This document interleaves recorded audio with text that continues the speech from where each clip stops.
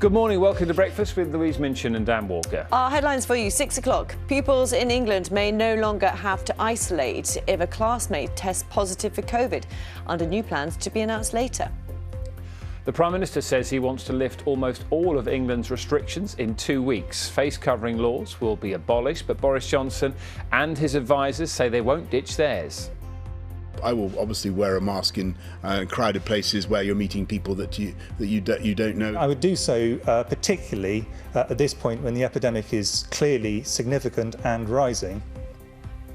Good morning from Liverpool. Unlimited numbers coming through the doors and finally standing at the bar with who you want for as long as you want. It's a new chapter for hospitality, but not every business will survive to see it. Good morning from Wimbledon, where there was bitter disappointment for the British teenager Emma Raducanu last night. She had to retire from her last 16 match. She experienced breathing difficulties while she was playing. Good morning from the first Hampton Court Palace Garden Festival since 2019, when that year it was a scorcher. Well, it's not today. We've got some heavy rain here, and the forecast for many of us today is a wet one. We'll see some sunshine and showers, but even those could be heavy and thundery, and it's breezy in the south. We've got it all. I'll have more later in the programme. Very good morning. It's a Tuesday, the 6th of July. Our main story for you. School pupils in England could soon avoid having to self-isolate if a classmate tests positive for coronavirus. The Education Secretary is expected to outline plans to scrap the bubble system later today.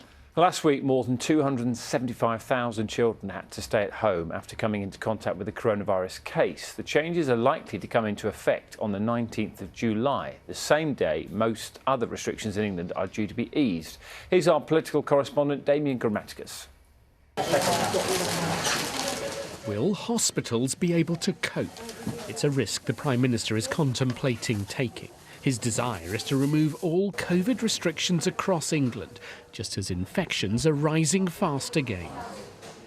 But Boris Johnson believes relaxing curbs now in the summer is preferable. Waiting could be worse. We'd run the risk of either opening up at a very difficult time when the virus has an edge, has an advantage in the colder months, or again putting everything off to next year. So I do think it's going to be a very balanced decision. What he envisages is no more social distancing, no limits on how many can visit your home or how many can pack restaurants, bars and pubs. Theatres, nightclubs, sports stadiums all open and full. No more empty offices, as the requirement to work from home would end too.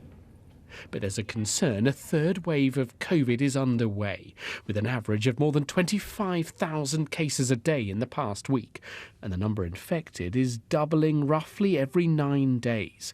No, I think that's... His own chief scientific advisor said now is the time to be controlling the virus. We are in the face of an increasing epidemic at the moment, and therefore we need to behave accordingly in terms of trying to limit transmission spread. But the vaccination programme is blunting the pandemic. The numbers in hospital and dying with Covid are relatively low. It's the reason Mr Johnson believes he can go ahead.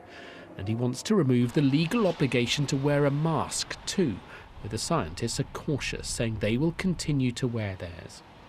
There was a really clear consensus that under all circumstances some degree of further social distancing will be need to be maintained even after the restrictions are lifted in law, and that's been part of the roadmap all the way through, and that is widely supported by the scientific views.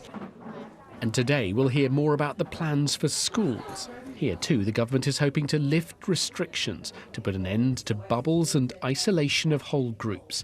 Judging the cost is no longer worth the benefit. Damien Grammaticus, BBC News. Draft legislation intended to tackle what ministers describe as a broken asylum system is being introduced to Parliament today. The Home Office says the bill will help prevent people who've passed through a safe country claiming asylum in the UK. A Refugee Campaign has warned that thousands of people who are currently given asylum will be turned away in future. Our Home Affairs correspondent Daniel Sanford has this report. Until the pandemic struck last year, the number of people claiming asylum in the UK had doubled since 2010. though if you look back over the last 2 decades, the number of applicants was still less than half what it was 20 years ago, and the figure, including dependents, is significantly below the numbers in Germany, France, Spain and Greece. The pandemic also triggered a change in how people try to get to Britain, with the number crossing the Channel on small boats rising sharply. It was 8,500 last year, and it's heading for an even greater number this year.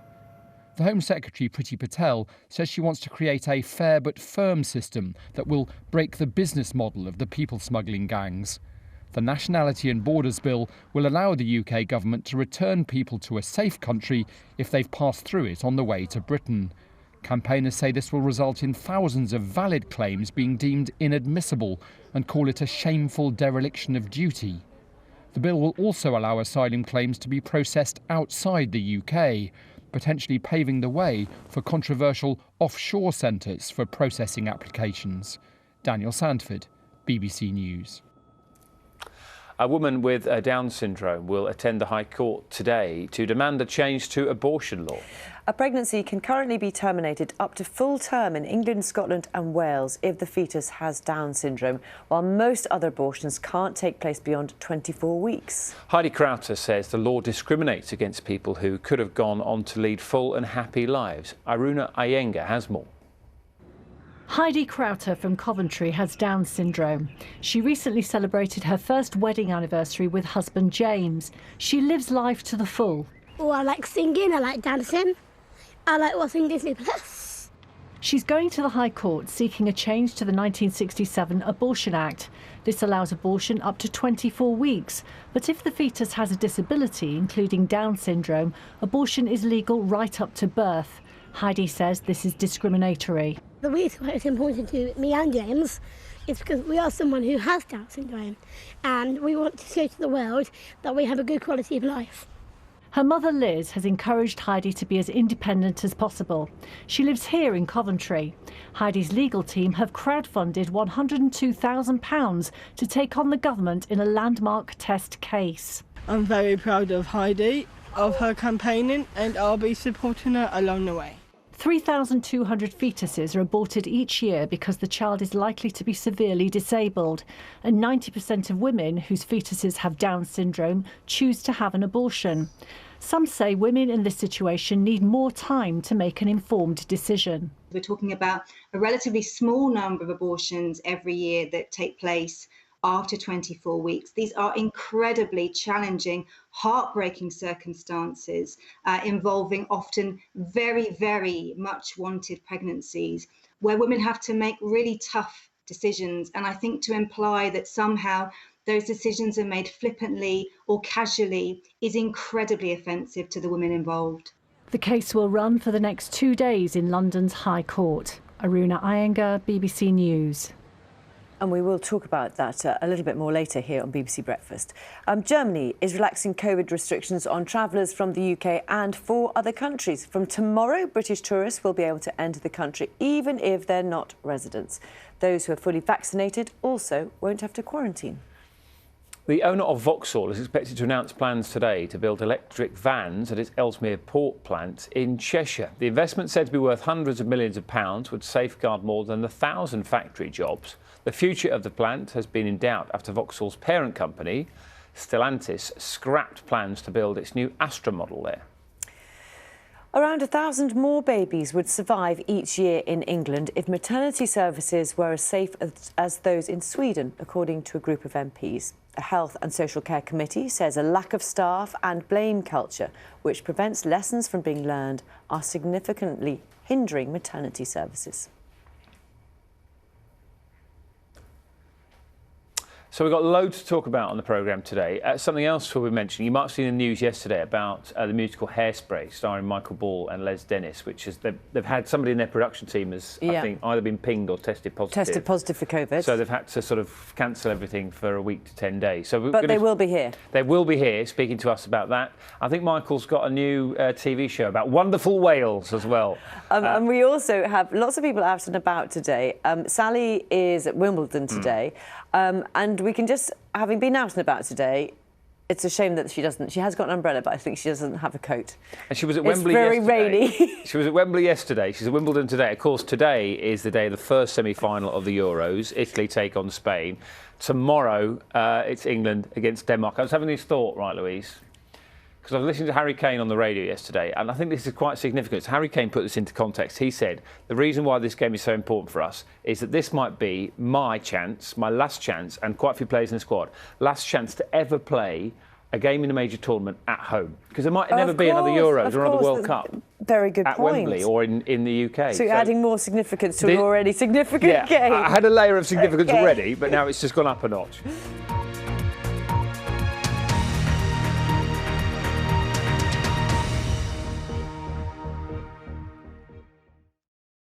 See the headlines as they happen and watch BBC News live in the app and get the full story with bbc.co.uk/news. Follow the story for all the latest with BBC News.